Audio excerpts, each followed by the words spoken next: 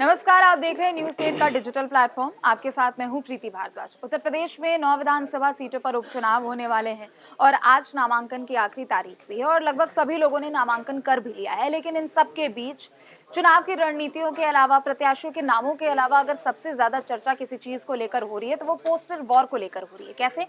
कल बीते दिनों हमने देखा कि समाजवादी पार्टी की ओर से एक पोस्टर लगवाया गया जिसमें अखिलेश यादव की फोटो और लिखा गया था 27 के सत्ताधीश। तो वहीं अब चूंकि बीजेपी की ओर से अपने प्रत्याशियों का ऐलान किया गया है और ऐसे में निषाद पार्टी को एक भी सीट नहीं मिली है, तो उस डैमेज कंट्रोल करने के लिए अब यहाँ पर एक पोस्टर यहाँ पर एनडीए गठबंधन की ओर से लगाया गया और उसमें संजय निषाद की फोटो लगाई गई है और लिखा गया है 27 के खेवन हार। चूंकि निश्चित तौर पर बीजेपी की सहयोगी पार्टी है निषाद पार्टी, लेकिन उम्मीद थी कि सीट मिल सकती है पर नहीं मिली है। लेकिन संजय निषाद ने कहा है कि सीट नहीं मिली कोई बात नहीं, लेकिन अब जीत तो चाहिए ही चाहिए। गौरव भी हमारे साथ जुड़ रहे हैं। गौरव भी आपको बताएंगे। गौरव, 9 सीटों पर उपचुनाव होने वाले हैं। पोस्टर वॉर भी हम लगातार देखते हैं। कुछ दिन 2 दिन पहले अखिलेश यादव को 27 का सत्ताधीश बताया गया और अब बीजेपी एक तरीके से दो निशाने, कहते हैं एक तीर से दो निशाने मार रही है बीजेपी। डैमेज कंट्रोल भी कर लिया और उनको ज्यादा चूंकि सीट मिली नहीं है तो उनको बुरा ना लगे तो वहां भी उन्होंने पोस्टर में जगह दे दी। जो हम इन दोनों पोस्टरों के बीच में मिस कर रहे हैं वो एक था कि बीजेपी जो उत्तर प्रदेश की ट्विटर की टीम है उसने एक फोटो पोस्ट करके बाकायदे पोस्ट है, उसमें लिखा सैफई परिवार का मकड़ा जाल है फुल क्योंकि जनता है इनके लिए फूल। ऐसे करके उन्होंने और अखिलेश यादव फिर राम गोपाल यादव और शिवपाल यादव यादव ऐसे पूरे जितने जो यादव कुनबा है, जो अखिलेश यादव का जो परिवार है पूरा, जो पार्टी के परिवार में जितने भी नेता हैं उनकी एक तस्वीर लगाई गई, बीच में अखिलेश की तस्वीर लगाई गई। ऐसे करके एक उनके इर्द गिर्द घूम रहे हैं सब। एक नैरेटिव सेट करने का प्रयास किया गया कि जो ये है सब माया जाल है। उसके बाद आपने देखा होगा कि कल की बात आज की बात है कि आज निषाद पार्टी की तरफ से एक पोस्टर लगाया गया प्रदेश की राजधानी लखनऊ में कि 27 के खेवन हार। देखिए ये पोस्टर उस वक्त लगा कि जब निषाद पार्टी के जो राष्ट्रीय अध्यक्ष हैं उनकी और ब्रजेश पाठक की एक संयुक्त प्रेस वार्ता चल रही थी।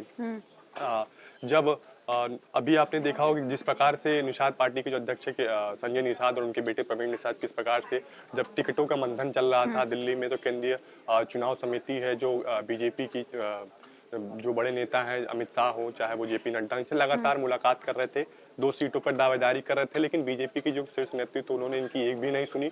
और जो बीजेपी की राज्य इकाई की तरफ से जो पेशकश दी गई थी, जो नामों की फेहरिस्त दी गई थी, 3-3 पैनलिस्ट जो छांट के दी गए थे, उसमें एक सर्वे कराया गया। उसके बाद प्रत्याशियों की लिस्ट जारी की गई है। 8 सीटों पर बीजेपी चुनाव लड़ रही है, 1 सीटों पर रालोद को टिकट दिया गया है, मौका दिया गया है। देखिए जो स्थिति है अगर हम देखें तो इस प्रकार से कि जो ये पोस्टर लगा है ना, इसके पीछे एक बड़ा महत्वपूर्ण मैसेज है कि बीजेपी है वो समाजवादी पार्टी को डायरेक्ट वो गठबंधन में बल्कि एक सहयोगी दल के थ्रू, फ्रंट टू फ्रंट नहीं, सहयोगी दल के थ्रू ये एक तरह से कहीं ना कहीं देखे तो जो बीजेपी है वो कहीं ना कहीं साधने का भी प्रयास कर रहे हैं संजय निषाद को। संजय निषाद आए हैं, फिर प्रेस कॉन्फ्रेंस में कहते हैं कि हमारी बात हुई है शीर्ष नेताओं से, उन्होंने आरक्षण के मुद्दे को लेकर हमें आश्वस्त किया है। देखिए मुद्दा ये नहीं है कि आरक्षण का मुद्दा अभी नहीं है, मुद्दा था कि आपको आपकी जो सीटें थी 2022 के चुनाव में, जिन 2 सीटों पर आप चुनाव लड़े थे, आपको वो सीटें दोबारा से मिल रही है चुनाव लड़ने के लिए। इस मुद्दे को लेकर आप दिल्ली पहुंचे थे, लेकिन आपको आश्वासन किसी और मुद्दे मिला। जिस बीमारी के लिए आप गए थे उसका इलाज नहीं हुआ, किसी और बीमारी का दूसरे की दवाई पकड़ा गई है। तो कहीं ना कहीं जो बीजेपी है वो मनाने में और समझाने में और कहीं ना कहीं एक तरीके से नैरेटिव सेट करने में कामयाब, इर्द गिर्द वालों को कैसे खुश भी रखना है और कैसे मनाना है वो जानती है अपने तौर तरीकों से। पूरे तरीके से बीजेपी इसमें तो सफल नजर आ रही है कि निषाद पार्टी को साधते हुए नजर आ रही है। और जहां तक बात और सहयोगियों के, तो और सहयोगी ने उस प्रकार से टिकट को लेकर उठापटक नहीं किया, तो उनको कोई उनके लेकिन ये भी खोज ठीक खबर भी नहीं है। हालांकि वो तो अब जिसको टिकट मिलनी थी उनको मिल गई, जिनको नहीं मिली वो पार्टी के लिए ही काम करेंगे, गठबंधन के लिए काम करेंगे, वो एक अलग बात होती है। लेकिन अब इस पोस्टर से ये तस्वीर साफ हो चुकी है और एक बात भी साफ हो चुकी है कि 27 को लेकर समाजवादी पार्टी भी पूरे जोर शोर से अभी से ही तैयारी में लगी है। चूंकि निश्चित तौर पर हमने देखा लोकसभा चुनाव में जो भी परिणाम, तो उससे समाजवादी पार्टी को आप कह सकते हैं कि जान में जान और आई है। कहाँ हमने देखा था 2019 में सिर्फ 5 सांसद होते थे, 2 टिकट जाके उन्होंने उपचुनाव में गवा दिए, लेकिन फिर उसके बाद वो 3 से 37 की जो छलांग समाजवादी पार्टी ने लगाई, तो अब वो कंट्रोल आ रहा है, वो कॉन्फिडेंस भी आ रहा है कि 27 में कुछ हो सकता है। देखिए ये जो समाजवादी पार्टी को जो मोमेंटम मिला है ना 2024 के लोकसभा चुनाव में, पार्टी उसको बनाए रखने के लिए ये इस प्रकार की लगातार कोशिशें कर रही है। आप देखिए कि जिस प्रकार से अखिलेश यादव का वो ट्वीट आता है और राहुल गांधी के साथ वाला जो फोटो आता है कि हम साथ हैं, हम ये अगर इंडिया गठबंधन के लोग साथ होंगे तो इस उपचुनाव में एक नया अध्याय लिखा जाएगा। तो कहीं ना कहीं अखिलेश यादव चाहते हैं कि जो मोमेंटम यूपी की जनता द्वारा बनाया गया है उस मोमेंटम को कम से कम उत्तर प्रदेश में तो बरकरार रखा जाए। अन्य राज्यों में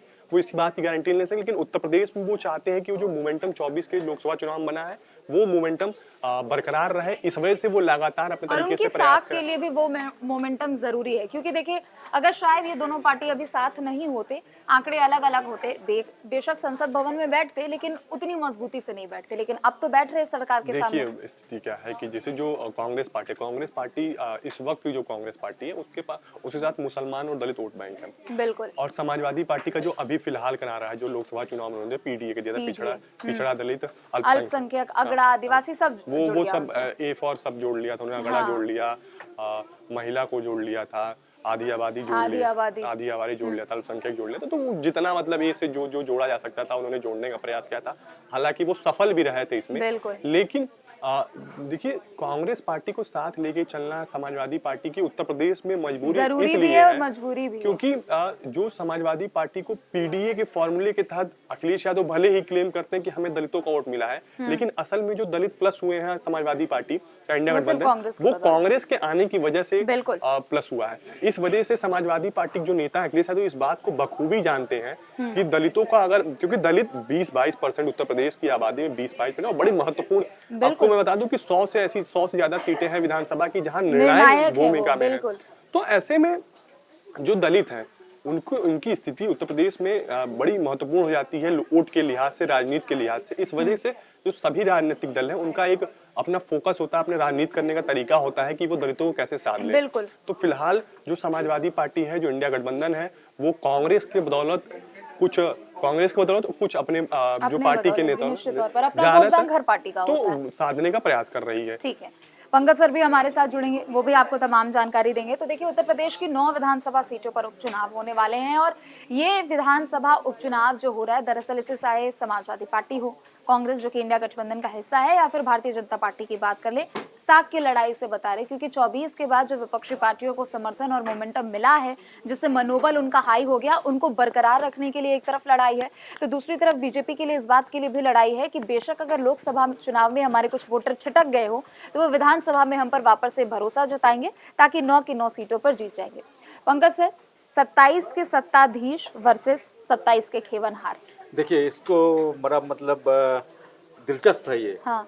खास करके एक तरफ जहां दावा किया जा रहा है जो 27 के सत्ताधीश हम होंगे, उसी तरह अगर आप दूसरे पक्ष का खेमे का देखिए, संजय निषाद का जो पोस्टर लगा उसको आप देखिए, तो उसमें एक तरह से चेतावनी है। आप उसको चेतावनी, और वो चेतावनी किसी और को नहीं, वो बीजेपी के लिए चेतावनी है। जो देखिए इस उपचुनाव में आपने हमें 2 सीट का हमारा डिमांड था, हमें आपने नहीं दिया। इस चुनाव में तो हमको दरकिनार कर दिया, अगले में नहीं। और इस चुनाव में आपने जो हमसे विनती की, आपसे जो हमसे रिक्वेस्ट किया, ठीक है, आपकी जो मजबूरियां थी उस मजबूरी को हम समझ गए हैं, लेकिन 2027 में हम आप हमारी मजबूरी और हमारी जरूरत भी समझिए, जरूरत समझिए। और अगर आप नहीं समझेंगे तो हम जिधर जाएंगे उधर का पलड़ा भारी होगा और उधर का हम इक्वेशन बनाएंगे।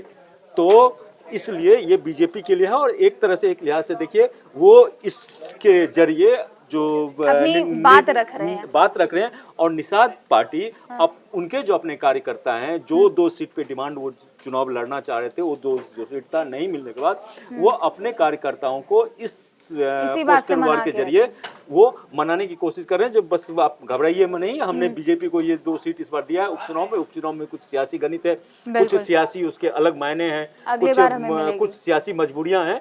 तो उस लिहाज से हमने वो एज ए मतलब इंडिया गठबंधन के एक अच्छे सहयोगी होने के नाते हमने उनको कुर्बानी दी है। जो अखिलेश यादव ने जो बोला था ना, हमने मतलब कुर्बान किया है, और ये तो हमने ये किया है, जो हमने ये अपनी कुर्बानी दी है। लेकिन 2027 में जो है सो हम मजबूती के साथ आएंगे, हमारी जो डिमांड होगी उस पर हम बार्गेन करेंगे। ब्रजेश पाठक के साथ आज उन्होंने संयुक्त प्रेस कॉन्फ्रेंस की, उन्होंने बोला कि अब हमें सीट नहीं चाहिए, सीट तो नहीं मिली लेकिन अब हमें जीत जरूर चाहिए। लेकिन हम जो एक टर्म यूज करते हैं ना कि ये गठबंधन जरूरी है या फिर मजबूरी है, तो ये तो फिर इस वाले खेमे में भी फिलहाल अभी तक नजर आ रहा है। देखिए गठबंधन जरूरी और मजबूरी दोनों दोनों होता ही है। है। अगर वो जरूरी और मजबूरी ना हो तो फिर तो गठबंधन ही ना हो। अब जैसे ये देखिए, जो कोई भी जब आप पिछले समय दौर में आप जाएंगे 90 और 80 और के दशक में और उससे पहले, तो गठबंधन की राजनीति नहीं होती थी। लेकिन जब 1990 के बाद या 88-89 के बाद अब जब मंडल कमंडल का आगमन होता है, उसके बाद आप की सियासत होती है, उसके बाद देखते हैं आप जो क्षेत्रीय पार्टियां खास तौर पर ये करती क्षेत्रीय पार्टियों का उभार होता है।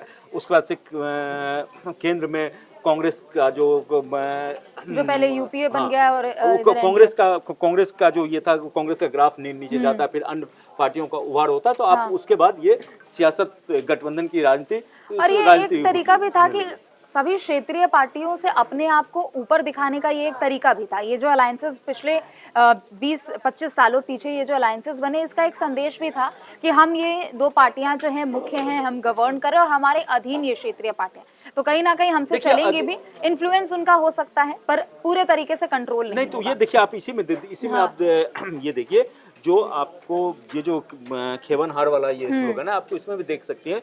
जो बेसिकली ये खेवन हार, जब बड़ी सियासी पार्टियों की मतलब पार्टी का पावर कम हुआ या उनकी लोकप्रियता, उनका वोट परसेंटेज कम हुआ या उनकी सीट कम हुई और वो सबसे बड़ी पार्टी और के तौर पे तो उभरे, लेकिन वो इस तरह का सियासी समीकरण नहीं होता। इसका सियासी जो गणित है वो फिट नहीं हो पाया सरकार बनाने के, तो उनको समर्थन की जरूरत पड़ी।